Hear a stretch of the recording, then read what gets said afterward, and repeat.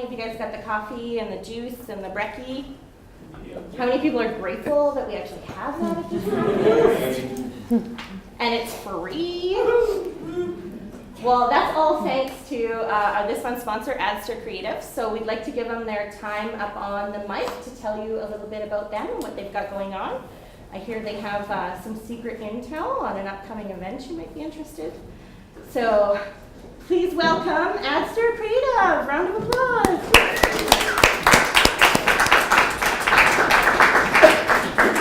Awesome. Thank you very much. Well, my name is David Forrester, and I'm the president and co-founder of Adster Creative, which is a digital agency based here in Edmonton, Alberta. We're actually a featured Google partner, and we do things like search engine optimization and Google AdWords and website optimization, and of course, some social media stuff. And being as this is a social media breakfast, I thought I would maybe start off by talking a little bit about social media and the role that has played in Adster Creative's mandate, which is primarily the generation of new customers and new leads for our clients. So on the social side, generating leads for Adster, it really begins with Adster finding out what our ideal customer profile is. So for your business, what does your ideal customer look like? For us, our ideal customer is probably a pretty low-tech, not technically savvy, service-based business who wants help with a lot of different parts of his internet marketing. And he's really measuring marketing effectiveness by these things. How many phone calls am I getting? How many new customers am I getting? So it's a pretty straightforward way that he's measuring success. So suffice to say that Rex from Rex Roofing is not on Instagram bopping around looking for an internet marketing company. What? However, this gets better.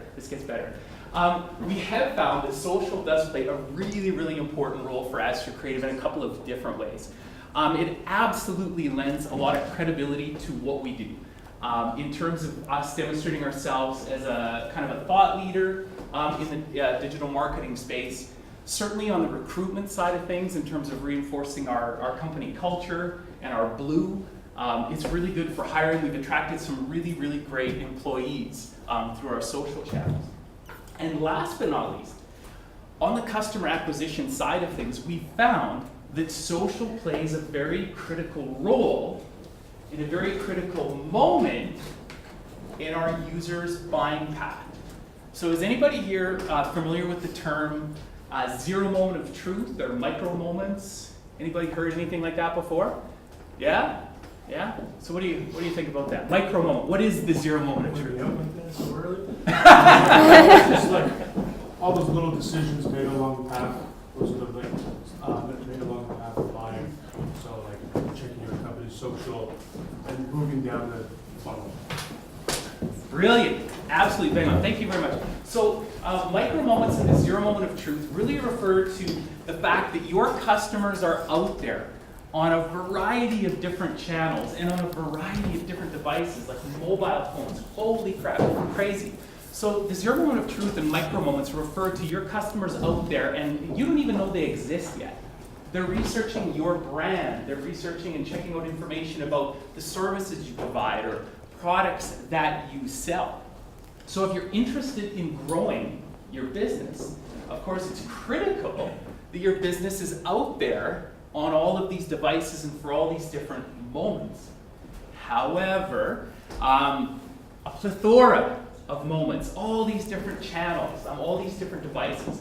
So what Adster has found that for a lot of our types of customers, and these might be the same thing applies for your types of customers, being at the top of a search engine, when somebody types in Edmonton online marketing company, or Edmonton family law, or Edmonton plumbing contractor, and being at the top of that search and winning that moment and driving that person to your website is one of the best ways to generate leads. And one of the great things about that moment as well is it is a totally measurable moment. This is a moment that can totally be measured. And it's something like Google AdWords, where you're actually paying to drive a click to your website. This is a very cost-controlled moment. So not only can we measure it, we can say that, hey, it's going to cost us $4 for somebody to click on an ad about Edmonton SEO drive them to our website where we can further measure, well, how many of these clicks do we need to send to our website to generate a phone call? How many phone calls does it take to generate a lead? So this is really, really, really cool in terms of a lead generation thing. But that's just one of many, many different moments. And as I said earlier, social has played a crucial role for us. And I know that it probably plays a crucial role for a lot of you guys in your businesses, but where? How? So if I've got you all hot and bothered about this micro moment concept, we are actually bringing Google all the way from glorious Toronto, Canada, right back here to fabulous Toronto, Canada. Actually, right back here to Startup Edmonton on November 16th. It's going to be a free event. And actually, Fab Nolan, which is the head of large advertising for Google Canada, is going to be talking about the customer journey and micro moments and how things have changed over the last couple of decades where traditional media has transitioned into a lot of digital media and how these moments play a critical role in the customer journey. And of course, I'm going to dig in a little bit deeper about what Adster Creative does and highlight some examples of what we've seen in terms of the customer journey for our clients and some strategies and tactics to win these moments. So if that sounds good, go to our website, adster.ca/events. Get yourself registered. As I say, totally free. It's going to be free lunch. This is an amazing facility. You get to hear me talk more. It's going to be awesome. So thank you very much for giving us this minutes. Really happy to sponsor Social Media Breakfast today. Introduce you to Deepika Mittra, our speaker for today. She is a therapist, stress expert, and self-care advocate. Yes! She's been in private practice for the last 6 years and balances that with caring for a 2-year-old son, as well as a hubby that maybe needs a little help sometimes too. Don't tell him I said that. I used to work with him, so. So we're going to jump right in because we are running a little bit late. So let's give a round of applause for Deepika Mittra. I know that Jackie mentioned I will not be offended, and definitely you might change your mind about how much you want to be on your device as we go through this talk. You might not. I'm curious around that, so keep me posted. We're just going to wait here to get technical difficulties. Jackie's going to figure this out. I'm just going to kind of move ahead a little bit. So you might be curious about why it is that I'm up here talking to you about this topic of social media and mental health. So as Jackie mentioned, I am in private practice. I'm a clinical social worker, and I've been helping folks with their mental health for several years prior to my private practice as well. And I am very interested in how everybody is being affected by social media and how it integrates with all of our lives. And so there's one part of it where there's the professional side, and I definitely see that. The other part is that, oh, Jackie, clicker is not working.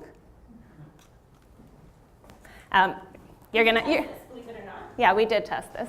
The other side of it is that I'm just like you, and so I am on social media, and I'm on social media both professionally and personally, although I tend to do it more professionally than on the personal side, and I still get sucked into all of that, you know, the late night Twitter feed or the Facebook, and trying to figure out what my boundaries are around all of that. And Jackie and I got to talking about how this is a really important topic, and it's a changing topic that we need to be thinking about all of the time. There we go. That's the personal one that you'll never see. So my husband, who sometimes needs some help, and my little kiddo there. So, you know, trying to balance all of this in the real world. So today we're going to be talking about the good, the bad, and the dirty. And I'm curious to see if where things have kind of been funneled are matching what your experience is. So feel free to chat with me or tweet with me about that. The talk is based off of my own experience personally, and as well as with working with people and helping them through what I've seen happening with social media in my private practice. There is also research that supports what we're talking about, and I'll just sort of put a caveat in with that, in that you could use Google at this point to find research to support anything that you want. So the mental health and social media research that exists right now is plentiful, but the research happens to be quite short-spanned and often has pretty few study participants. So some of the studies that have been cited several times and been in huge publications only have, say, 16 participants in the study. So you have to start wondering, you know, where is this information coming from? How does it look? What are we actually believing? And therefore, the talk itself is going to bring together those elements in terms of what is actually being researched and also just what I'm noticing and what the media is showing in the world today. So, without further ado, we're going to start with the good. I wanted to start here because I think a lot of us in this room obviously are engaged with social media, and we clearly have a liking for this type of technology. Show of hands if anybody doesn't. Okay, just making sure I was in the right place. Yeah, I'm in the wrong place. So, you know, the first thing that we really notice is around the connectivity and social connections and the availability of this as a resource. And it's really amazing what social media can do for us these days. You know, I know from a personal standpoint that it can really be beneficial, and here you're gonna get sucked with a family photo again. This is incredible in how it can keep bonds super close. You know, I can be on the other side of the world in India with my son, and he can have a conversation with his dad.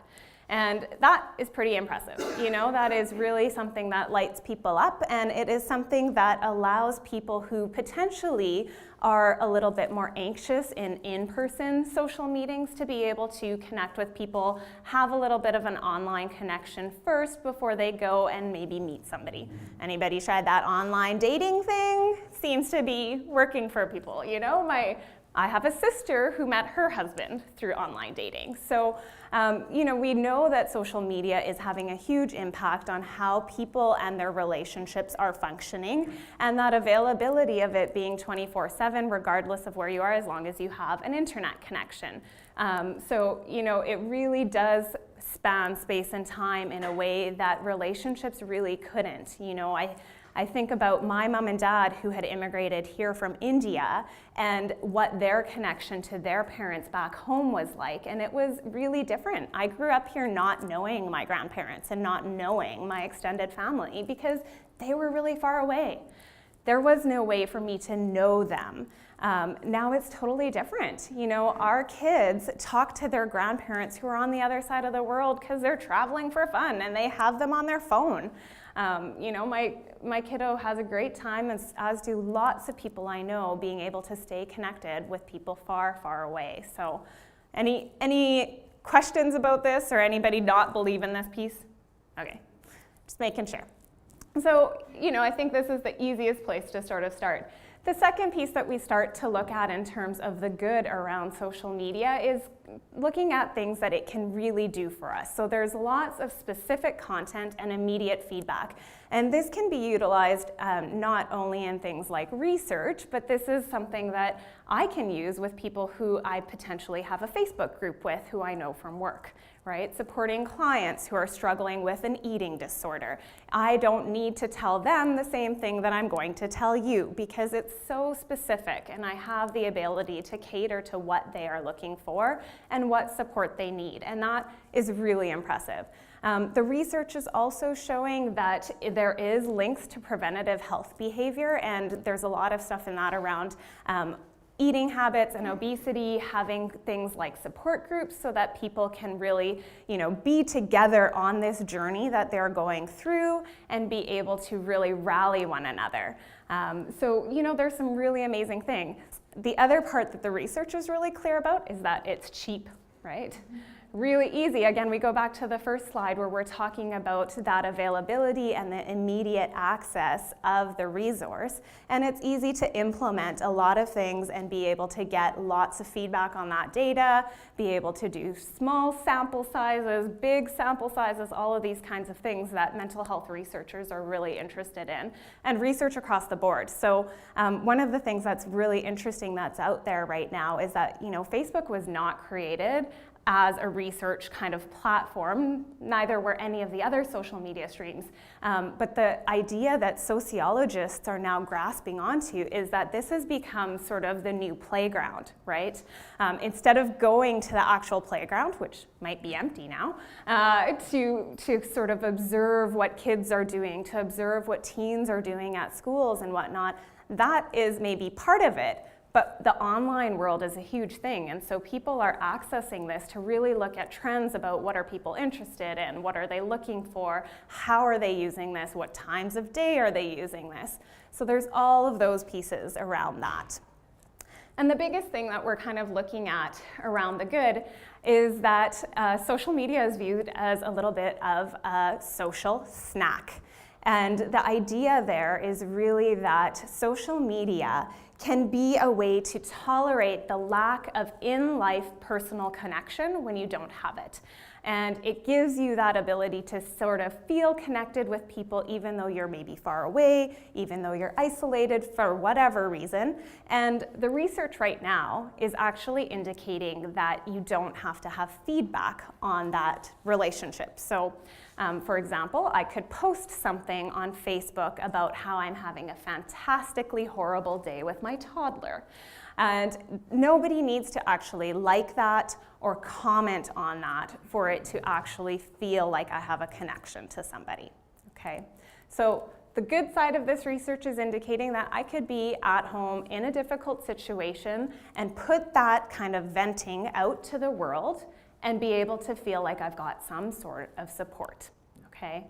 And you know, I love this photo because it's like, it's a happy pill. I can carry it around, it's easy and potentially relatively low risk compared to some of the other activities I see people engage in. So, you know, when we're looking on the spectrum of things, there's a lot of good that social media has brought into our lives. Anybody want to challenge that? Any other additional, oh yeah, I forgot that. You can talk. I'm not that scary, I promise. Okay, so the bad. The bad is there's a bunch of stuff out there, and I'm sure you have inklings around this yourself. You might have had experience yourself about what this feels like to have a device connected to your hand often or all of the time, depending on who you are. So first and foremost, social media and technology itself is quite addictive. And we are in a day and age where addiction sort of spans into areas where previous research hasn't gone. You know, it's not just drugs and alcohol anymore. We are looking at the fact that technology is really an addiction. If I can't put down my phone and be present in the moment with people, there is sometimes a problem, right? Addictive in the sense too that there's certain types of media that are available online and through social media and through social connections that are difficult to give up. And so that creates that dependency and that, you know, feeling that unless I can be connected and have this, I'm not okay. Right, and that's a concern. The addictive piece is also something that we're seeing driving things like distracted driving, right? Like, why is it that I have to be connected to my phone to respond to a text or a tweet when I'm driving for 15 minutes, right? There's that impulse that really ties into, you know, our brain and saying, you need to know, and it buzzes and it beeps and it vibrates, and so there's all these things that really pull us in. The other part around that is this idea of FOMO, right? Fear of missing out. Okay, I know I'm guilty of this one. It's really difficult when I feel as though the people that I love and care for are posting things about their life that they later maybe expect me to know about on Facebook. If I'm not following the feed, if I'm not engaged in the conversation, who am I? And do I matter? Do I matter to that person who is my friend if I don't know about the fact that their grandfather passed away? And when I phone them and say, hey, how's it going, super bubbly, and they say, I can't believe you're talking to me like this, it's a problem, right? And it drives, again, this idea of addiction, but the fear of missing out on something important. And again, if you're connected to social media, also on a professional level, the fear of missing out potentially on business.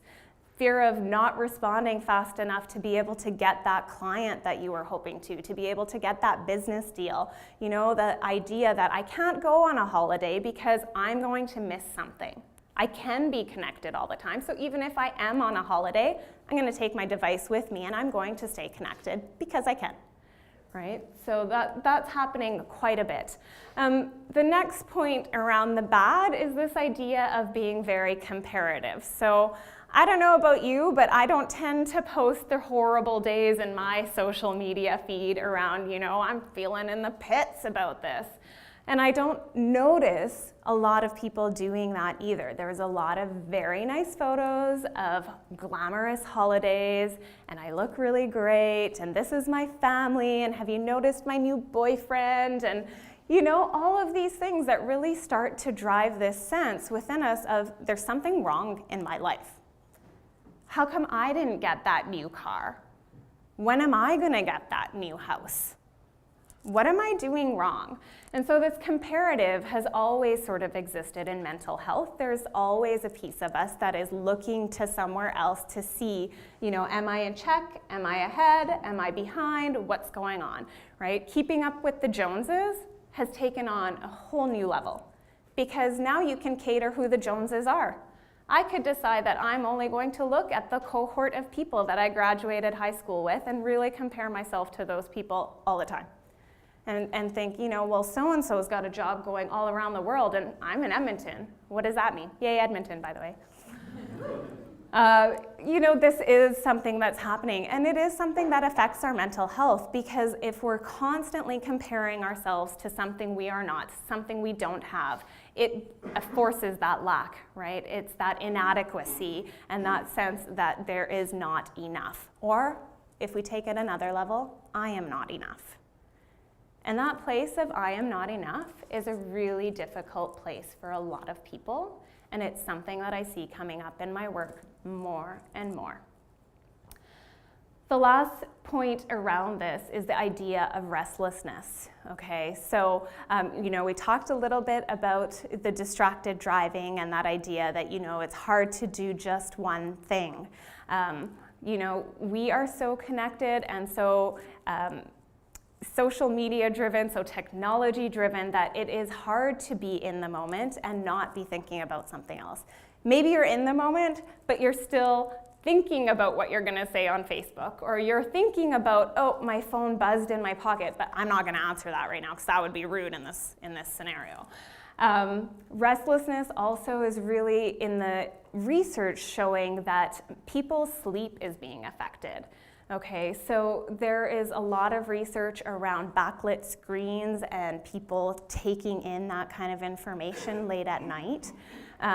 There's lots of research that shows it's great to turn off from technology at least half an hour before you're going to try to go to bed. But maybe let's just have a show of hands. Who here has been guilty of taking their phone in their bedroom? Take a look around just for a second. All right, so now when we think about who are the people that we're interacting with day in and day out, are they people who are well rested? Are they people who are happy? Are they people who have felt connected to their partner when they went to sleep? If we're having these kinds of restless things, we're drawn to that phone, we just want to check one more thing on Google before we go to bed, or make a list, whatever it is, that connection to that device really feeds into this idea of, you know, being on all the time, right? And we know that mindfulness and sort of slowing down and being present in the moment has a lot of health benefits. The opposite is also true. If I'm on all the time and my brain doesn't have the opportunity to slow down and take a rest, I probably won't have as many of those sort of sweet aha moments. Right? My brain is always active and it's always moving in a different way than it would be if I was sort of slowing down and having that opportunity to integrate my life experiences. Any questions or thoughts about any of that? No. So I love this quote from Louis C.K. I don't know if any of you have ever watched the clip where he's talking about cell phones, but what he's saying is you need to build an ability to just be yourself and not be doing something else.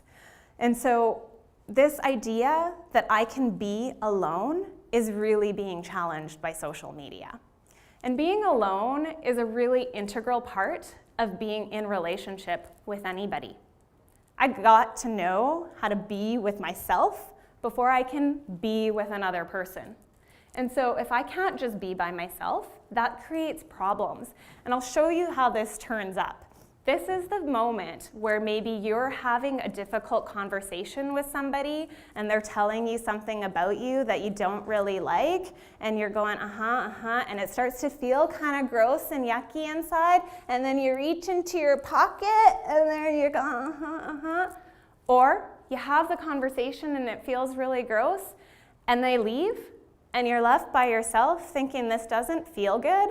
What do I do now? Well, I'm just gonna get something out and fix that, okay? And this ties again into that addiction. It is a coping mechanism to be able to manage discomfort. And this is something I see turning up all the time. From teens all the way into adults, it's really hard to have difficult emotions. And they suck.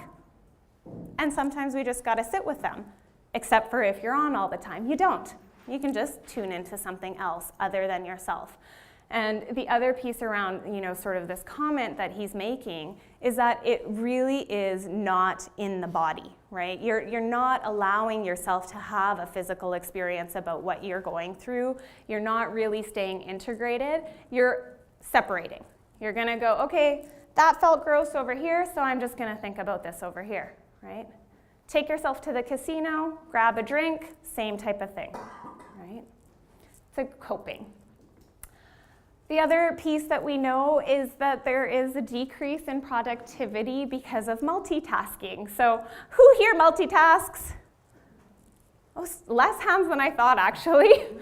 I know that this is something that people really feel like this is a great thing I can do. I hear this a lot from women especially. Well, I'm a great multitasker. Don't talk to my husband because he can't do that. But this idea that I can do 15 things at the same time. So it's okay if I'm taking care of my child, making dinner, planning this presentation, tweeting, and on Facebook and responding to texts all at the same time. That's okay, right? And maybe it is, and maybe it isn't. I'm gonna hazard a guess that potentially your productivity in any one area is going to decrease because your brain power is not going only into that. And there's lots of really good research about that. Now, I'm not an advocate for saying that you should just work. I think that you should have lots of play. It's really good for your mental health, and you should take lots of breaks. But the idea that you could do a task, say for a certain amount of time, 30 minutes, 40 minutes, and then take a break to do something else. Instead of constantly being interrupted by the pings and the beeps and all of that we're getting now with social media. Any thoughts about that?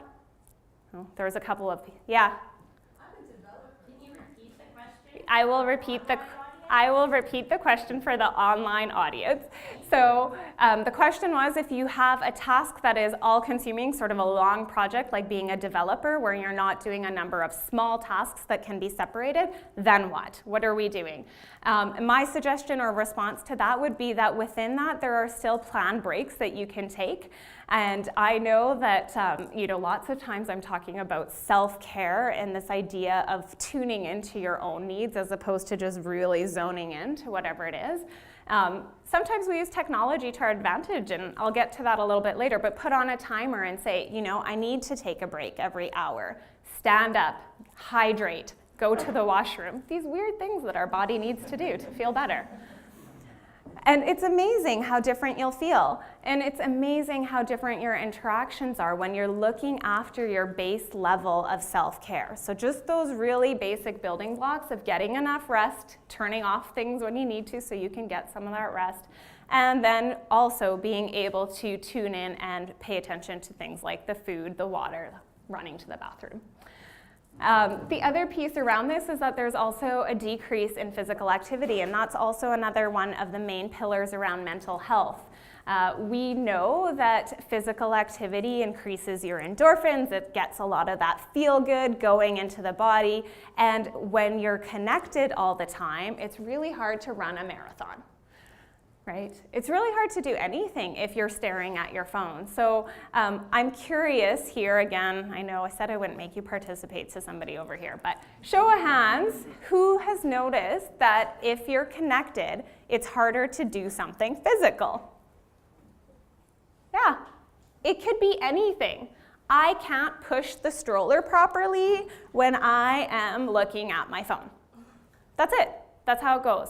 And I simultaneously can't engage with the world in the same way. So, you know, this is that idea of like, I can be walking down the street and I almost bump into somebody because they're looking down on their phone, right? People who are almost crossing the street into traffic because they're so connected to their device that they're not paying attention, right? So this is that physical being in your body, paying attention to what you physically need. What increases, and this is in the research again with that caveat that, you know, take it with a grain of salt, unhappiness and social phobia. So this is an interesting kind of flip to that idea of being connected, is that because we're spending so much time being comparative, we're not feeling so good about ourselves. We're not feeling like necessarily I want to go out and talk to that person who's just done all these amazing things that I read about online.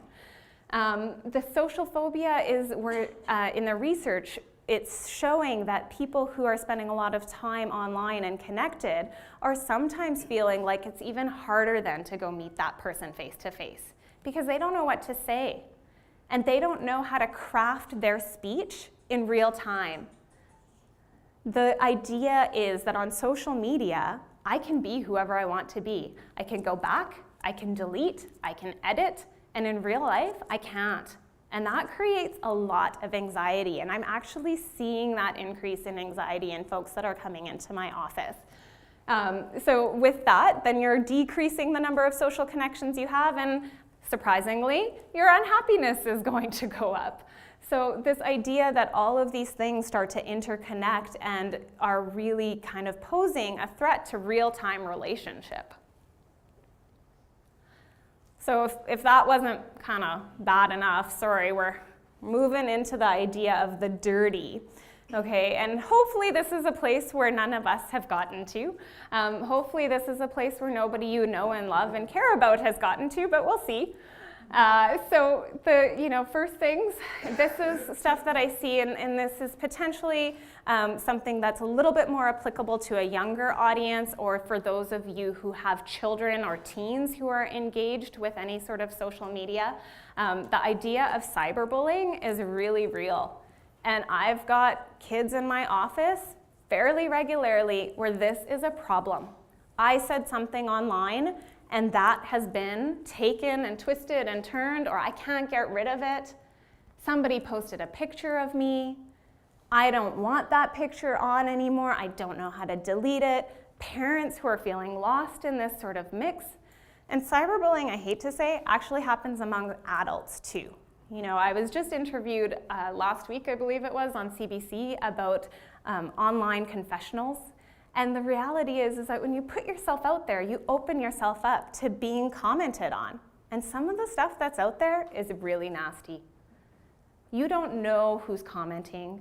You don't know if they're being helpful or hurtful. And then again, now you're comparing yourself around that, right? Now this person said this thing about that photo I put up. Now how do I feel, right? And it's not just kids who are affected by that. You know, this is something where we're all kind of sitting back and thinking about it. Is this happening to me? Am I feeling judged about this? Privacy issues is sort of tied into that, right? All of this kind of goes hand in hand where we're worried about how much to say, what to say, who are we saying it to? I don't know. And this is really problematic. And again, I deal with work, which I hope none of you have to get close to with a yardstick, but where I've seen children who have been very badly taken advantage of. You know, I thought that I was talking to a 12-year-old girl. This is real. This isn't stuff that just happens in the news or happens in New York. This happens in Edmonton all the time. So we have to be present to that. We have to be present that social media has this ability to really be complicit in lies, right? Lies and storytelling about what is out there, who I am, who I'm being with other people. And then inappropriate and glamorized content. And this is, again, this is a point of research specifically around youth and the idea that things like gang mentality, things like over-sexualization are very misrepresented and idealized. And so if you have even one person who's really hip in that sort of community and they're on social media and they're saying this kind of thing, the ability for their message to spread quickly, for them to become really idolized, happens, right? So this is one of the things that we need to watch out for. This is one piece that I see in my practice a lot. Sorry, it's flipped a little bit quickly. This is one of the things we want to be developing. These are skills that as adults, children, everybody, we should have. And unfortunately, it is looking a little bit more like this, okay? So again, show of hands, who has been out ever in a public place, say at a restaurant, and this isn't your table, but you happen to turn across and look at a different table, and everybody at that particular table happens to be on a device? Anybody seen this? Just take a look around, okay? Okay. And who's brave enough to say that they have been sitting at that table? Yeah, it happens, right? It does. The other piece around that is that, you know, these social skills that we're hoping to have and develop and learn and keep developing, because they're not something you just get in childhood and then master. They are things that take ongoing interaction to really be good at. Who also has been at home and more connected to a device than to the other people in their space? Look around. I'm making you do this for a reason, because you're not alone, right? This is real. This is how our world and our communities are changing. And so, you know, I don't know who's in your home. I don't know if it's adults or children or whatever. But the reality is that even when we're in spaces with other people, we're often not spending time with them. We're spending time with somebody else, maybe. Or maybe we're just kind of creeping on what they're doing. I don't know. I don't know. Making ourselves feel better. But really, the idea here is that we are not able to sort of deal with things in real time. The skills are not being developed to have that conversation that's difficult with somebody. We zone out, right? We turn to it. Again, this is going back to some of the other stuff that we've talked about or referenced earlier. But it has an ongoing impact is what I'm pointing to here in the idea of it being dirty. It's not just in the moment that I zone out and I don't talk to my partner because I'm frustrated with him. That has an ongoing effect on our marriage. That probably has an ongoing effect on the statistics of divorce, right? This is something that really is changing the environment of our space, right? Our people today. And one of the things that we know is that although we can put things out to social media, what this actually points to as well is that we're internalizing our problems. I have a problem. I don't actually walk up to somebody and say, hey, can you help me? Okay. And it's real. Like I just had a youth in my office this week who I was talking to and was saying to me, I don't know how to do this. I've never had to do this. I just texted my friend when I was mad at her. I never had a conversation. This was not a young youth. This is somebody who is going to be graduating and being an adult soon. This is real life, right? So why are we doing this? Any ideas? Why are we still super connected all the time if there's like this, you know, long lineup of things where it's causing us problems or it's difficult or whatnot? Tammy? I don't know, two theories. One, it's a form of escapism. Yep. Two, humans are just social creatures. We constantly crave social interaction. Bang on. Yeah, that was really good. Yep. Also, I've kind of thought it's been a fairly recent phenomenon, so maybe we haven't been able to adjust to the amount of information and the amount of connectivity that we have. Yeah, okay. So fairly recent phenomenon. We're kind of catching up to this, like, what do we want to do with it? Okay, yeah, and I think there was a hand. I was going to say something similar. It's kind of still a novelty. Yeah, it's a novelty to be connected. Yeah. Okay, Yes? It makes us feel efficient. Efficient. Yes, I'm doing something. I'm being productive. Yeah, for sure. Yes? It goes back to the addiction. Why do we do anything that's bad for us? Why do we eat bad food? Why do we smoke? Why do we drink? Right. It is that addictive kind of quality of why are we doing anything that's bad for us. There's a feel good to it, right? Most addictions, at least at the beginning, have some sort of feel good quality to it. So it's something that it's feeding inside of us, right? That's like, oh, I like that. That's pretty good. I want a little bit more of that. Let me get a little bit more of that. In some of the worst cases, it gives a lie of intimacy, even though you're quite removed from what you're interacting with. The lie of intimacy. Yeah. Do you have other thoughts on that? Because Some. I know I'm putting you on the spot. Yeah. No, basically, like if you're in a conversation, like you said before, you can craft your speech and you can basically create who you want to be. But even beyond that, when you're reading somebody else's Facebook page, you can feel like you're close to them and you're in the moment with them, but you're actually so removed that you, where you're at, you're getting that flavor of intimacy, but you're not able to actually have that happen in real time in your life. Right, you've lost that skill of being able to actually have that conversation in real time, but you're able to craft it on the social media stream. Mm-hmm. Yeah. Okay. Yes. I'm wondering if the problems existed before, and now that we have a name to the device or a name to the demon, that it's just becoming illustrated with the technology, because we can say, it's your phone, but the problem existed before, and it really wasn't the phone to begin with. Yeah, and I think what you're pointing to is very wise. There's this idea that the things that I'm talking about don't exist only in regards to technology, and they don't exist only in regards to social media, for sure. You could be in a house with people who are completely disconnected because, one person's reading a romance novel and one person's super into doing the dishes, and they're not going to talk about whatever problem they're having. That does exist. What happens with the availability of the technology is it adds in all of those other elements of who else am I then talking to instead? What else am I doing and being on? And that idea of technology and how it impacts our sleep and our physicality and all of those. So is this almost paralleling infidelity? That's a very interesting question. I think that some of the research does point to it, and not necessarily in physical infidelity, but we know that, there was an article that was published fairly recently here in the research about social media affecting romantic relationships. And it's emotional intimacy, right? If we're not emotionally intimate with the people that we are connected to physically, who are we connected to? Right?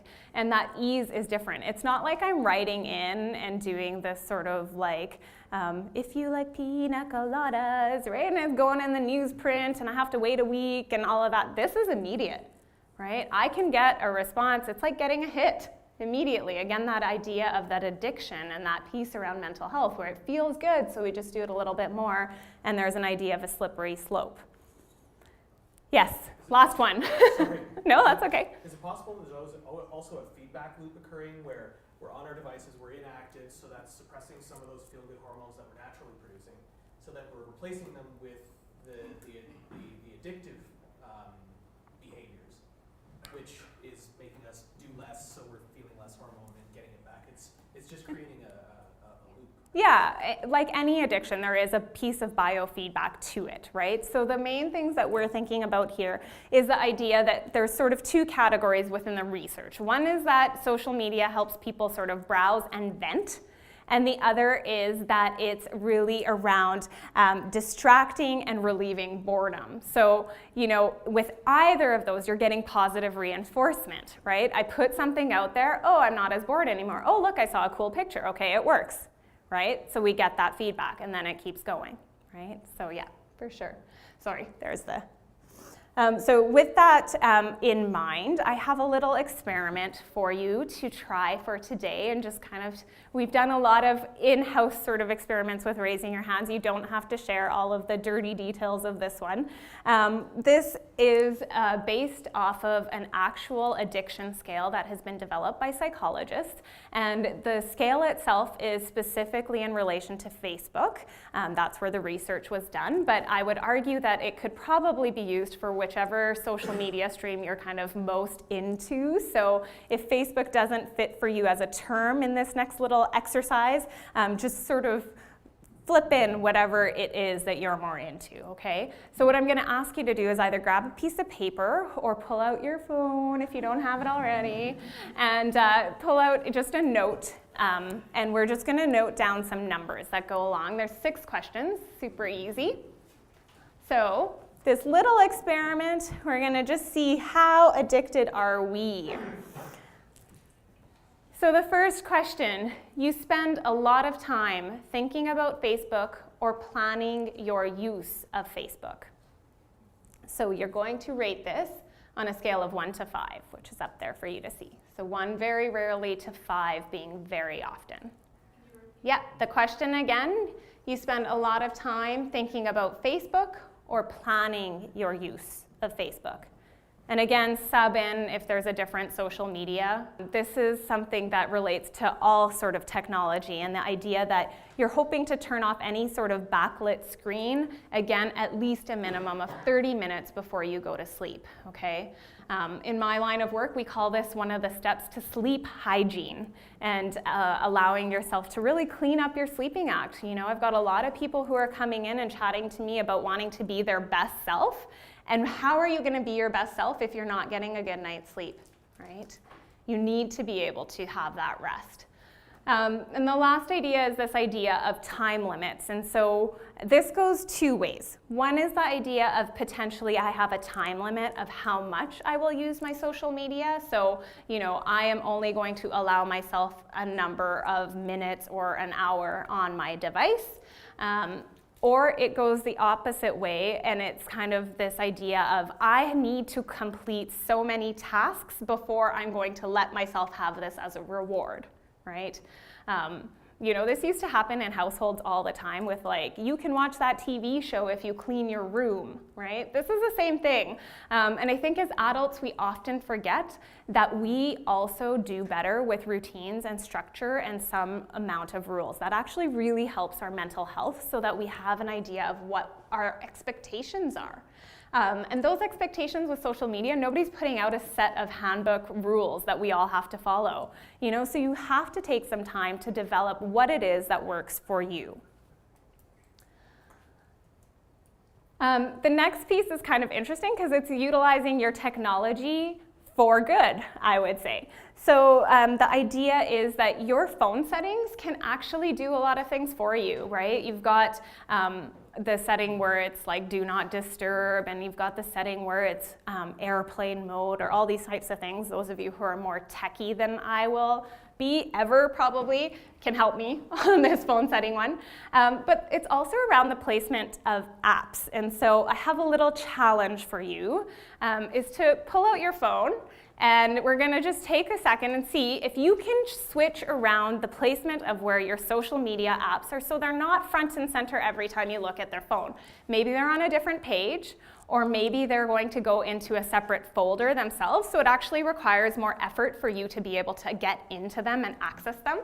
And the first person who can do this gets a prize. So you have to do it and then tweet to Social Media Breakfast and at Deepika Mittra and use the hashtag SMBYEG. I'm looking at Jackie for my nod of approval. Okay. Is email considered a social media thing? If it's something that you're constantly going into, let's put it in there. Yeah. You see, again, it's a really great question because, you know, who is it that's going to define this is social media or this isn't? Right? If social media is what's sucking you into your phone, whatever it is, move it around. Let's see. See if we can clean up some space.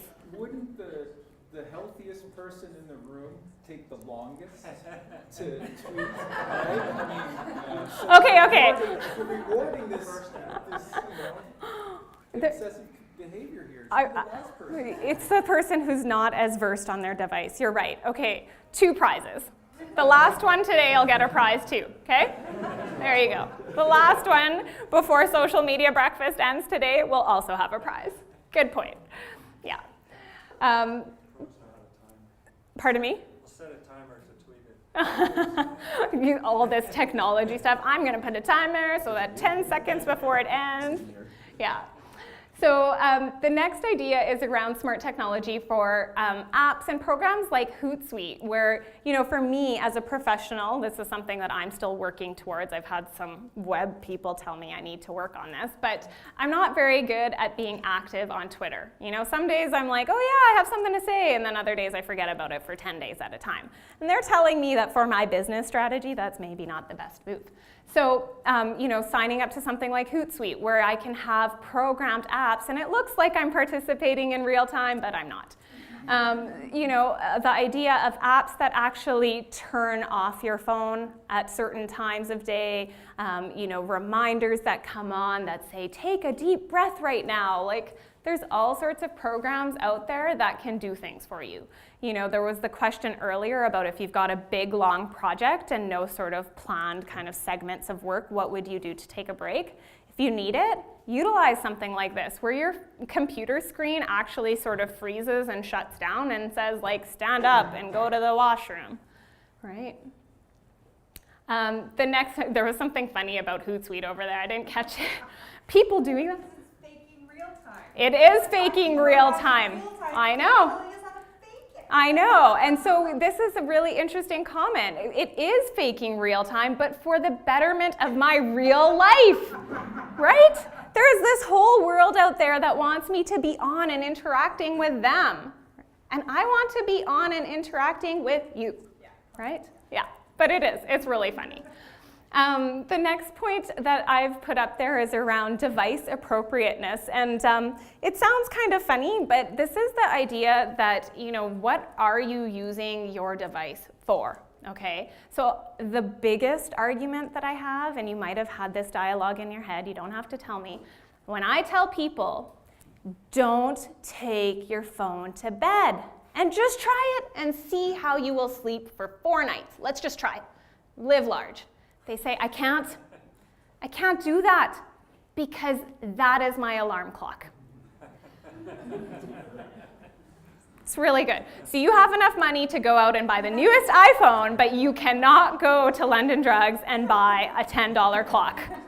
That's what you've just told me. Really, that is the #1 argument I get around not having a phone in the bedroom, is that I need my alarm clock. And it's like, really, there are ways around this, people. For folks that really have a hard time getting out of bed, we've done some really funny things where we like hook their phone up to a speaker and we put it down like in their kitchen, so it starts beeping. It's still their phone, you know, telling them it's time to wake up, but they have to get up and go turn it off. So, you know, this is also the idea of like, if you go on a hike in nature and you like taking photos and capturing that moment, take a camera. I know. And I get it. Like, I get that there's this whole convenience around your phone, and it has like my compass in it, and it has texting, and I get that. But I'm also really present to the fact that maybe putting it away sometimes is okay, right? And has anybody heard of the no phone? This is the best piece of technology. You guys should all Google it after. It's really funny. It's for people whose addiction has just gone to a new level, okay? The no phone is a phone that's not a phone, right? It's like the shape of an iPhone, and it's plastic, and you can just like hold it in your hand for those times where you have the jitters and like you really need your phone. You just hold it, and it'll like really help you feel better. You just take a deep breath and know that you have your no phone with you. I'm not kidding. This really exists. It was a crowdsourced funded campaign, and it has enough funding, and it's moving ahead. Placebo. Sorry? The placebo. The placebo effect, exactly. Well, but isn't that what we do with our phones when we're not using them? We're using them as fidgets. We do. And so in some senses, that is a healthy behavior. It is. Fidgeting for a lot of people, especially if you've got some sort of like compulsion, any sort of ADHD, there's lots of things where people want to, if you're feeling socially awkward, There's lots of other things you can fidget with rather than a phone. But the no phone is exactly for that, right? It gives you that idea of you're still holding something, but you're not actually connected. If you need to hold something though, like pens with clickers work, you know, we can talk about this later. Come chat with me if you need a fidget item. What we're really trying to go for is the idea of potentially a higher signal and lower noise. And what I mean by this is you're maybe having some moderation and some detachment about what you're doing for social media. And so there is actually some really interesting articles coming out. There was one about, you know, why I unfollowed you on Instagram, and it's really about curating what is coming into your feed. Right? So instead of like, I now am going to follow everybody in this room because I was once in a room with you, I just follow one person because I really am interested in what that one person has to say, right? So the idea that you will actually just literally have less coming up. And this idea sort of pertains to the idea that maybe it's not so much the quantity, but the quality of what you're receiving. And I actually had a really interesting chat with a guy named Carl Honore, who is, he's basically like the guy of the slow movement, if you've heard of it. So he and I had chatted, I was interviewing him, and he's the proponent of the slow movement. So interesting in relation to this idea of who can tweet the fastest. And I was, you know, asking him, how do you deal with social media and the idea of being slow and not on all the time? And he basically was like, well, I just say something when I want to say something and I don't care. Like that was it. You know, he really was that, he was like, my real life is more important. And if online life suffers, so be it. But this is who I am. This is who I am in the real world. And so if people want to know me, they know that I might tweet once every 2 weeks, right? And I love this quote from him. He says, we've got 942 friends on Facebook, but when was the last time we spent an afternoon sitting in High Park with one of them? And it's so true, right? The other piece that I would really like to sort of suggest is the idea that when it comes to social media, we get to be in the driver's seat, and it's about taking a mindful approach. So mindful potentially about what social media streams you're involved with, who you're following, and the idea that you can be responsive instead of reactive, right? Really, for me, it's about you being able to use your device instead of your device using you. And it's a really big switch.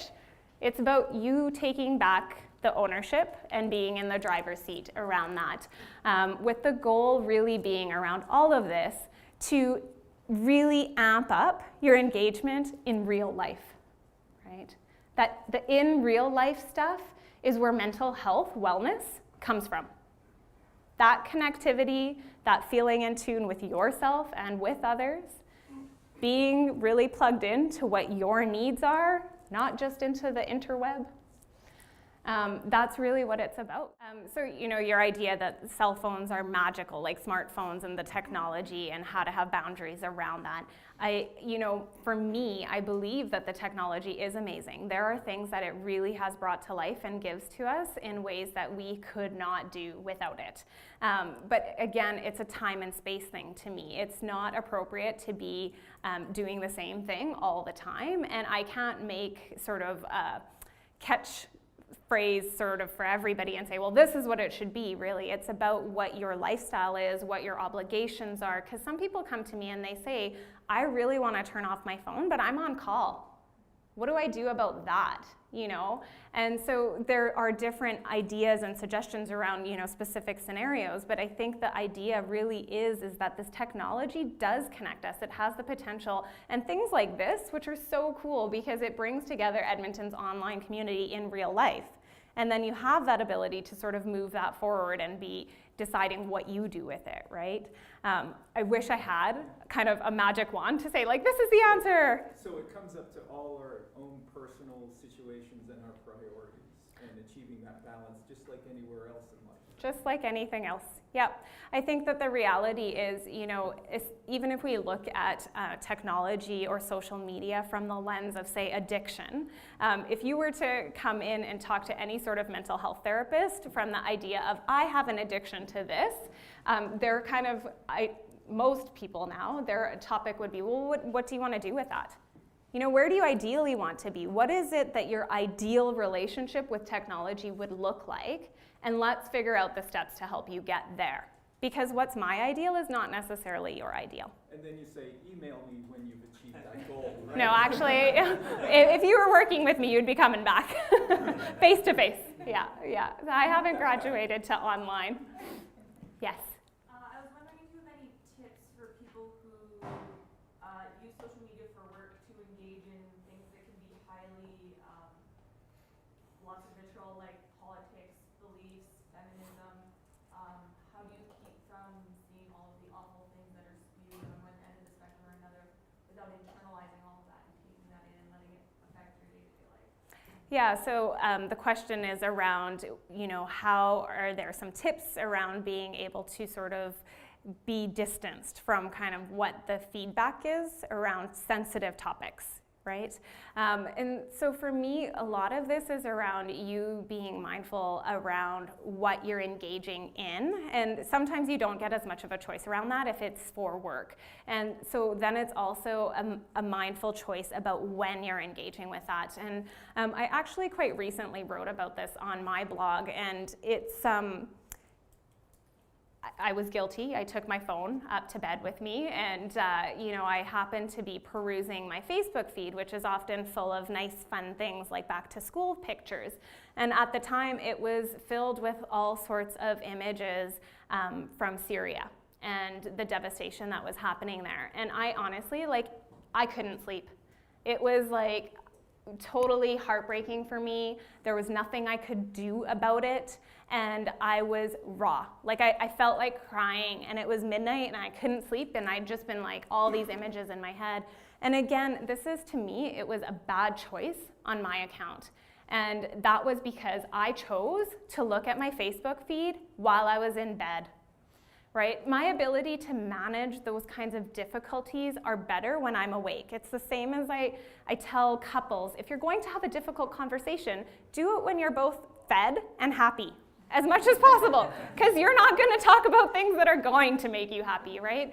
So there is always that potential, and I know in my own sort of Facebook feed and some discussion, there was some backlash around, should people be posting things like that? When I open up Facebook, I don't want to be looking at that. That wrecked my day. And the reality is, I can't control anybody but myself, especially when it comes to social media. I have no idea when I turn on my Twitter feed or my Facebook or open Instagram or Pinterest, what's going to be there. What they're going to have decided is the next thing I should like, right? So for me, it's really about a mindful choice for myself and setting those boundaries around timelines. So most employers where I've had the ability to kind of talk to people, there is some sense of, okay, this is my downtime and I need that to be able to re-engage in this difficult conversation the next day. And when you're doing social media for work, sometimes it's about being able to tag team it, right? Be able to have not only one person as the social media, so that you can share that responsibility, and then also a community like this where you can talk about the difficulties of, I have to engage in this difficult political conversation, and it sucks. And I feel like I'm getting a strip torn off of me, right? To have that in real life support, I think makes a really big difference. I think there was a hand over there. Yes. You. Dave. So from the standpoint of choice, I remember being 15 years old and going to the gas station to rent a movie on a Friday night, and literally having 50 movies to choose from, and I've seen 30, so the choice is down to 20. And then flashback to last night where I was literally elbowed by my girlfriend while spending 20 minutes on Netflix trying to figure out which of the 5,000 movies that I wanted to watch. So I guess from a scarcity perspective and from the mental health community's point of view, this idea that we're just not evolutionarily equipped to deal with the amount of choice, the amount of information we have, It's just so opposed to scarcity. We have so much, we're just indulging and binging on it. I guess where's kind of the mental health community coming down on that, or recognizing that as maybe one of the major issues? Yeah, I mean, it is a difficult piece in the sense that it's so overwhelming, right? We're bombarded by that. And that's why this idea that I talked about, where even as adults, having some boundaries or some rules in place can be very helpful, right? We tend to think about this, like I talk about this with a lot of clients around sleep. You know, with children, we're really good at having a nighttime bedtime routine. So you say like, okay, we're going to have maybe a bedtime snack, and then you're going to have a bath and brush your teeth, and then you get one story, and then it's lights out. And you create this pattern so that their bodies and their brains know what to expect and know how to deal with it. And then they do. And they're like, oh, look, they sleep. That's great. And we don't do it. I'm not having a good night's sleep. Well, what do you do before you go to sleep? Like, let's slow that all down. And so for me, social media becomes the same type of thing, right? Where if you were in sort of a position of authority and you had to make some rules, maybe you were a teacher in a classroom, maybe you were a professor, and you had to say, you know, it's okay with me if you text before class or you're on your devices before class, but during my lecture, it needs to be off. That's my rule. Right? And we kind of have to take that authority in our own life so that we can limit that sense of overwhelm, because it is, you know, it's just crazy. And to speak a little bit, it's, you know, a little bit on a side tangent, but this idea of overwhelming choice, you know, some choices don't need to be so complicated, right? And it is a mental health concern right now, because people go in and they're like, I don't know what to do with my life. I don't know anything anymore because I don't even know what deodorant to buy, because there are 70 choices when I look at the shelf, and it's overwhelming. So pick one and always buy it. And that's it. I don't care if it's on sale. I don't care, as long as it makes you not stink, buy that one. Right? So you eliminate it so that your brain space can have some room to focus on things that actually are important to you, and you're not stuck in this minutia of like, how much time should I spend thinking about this?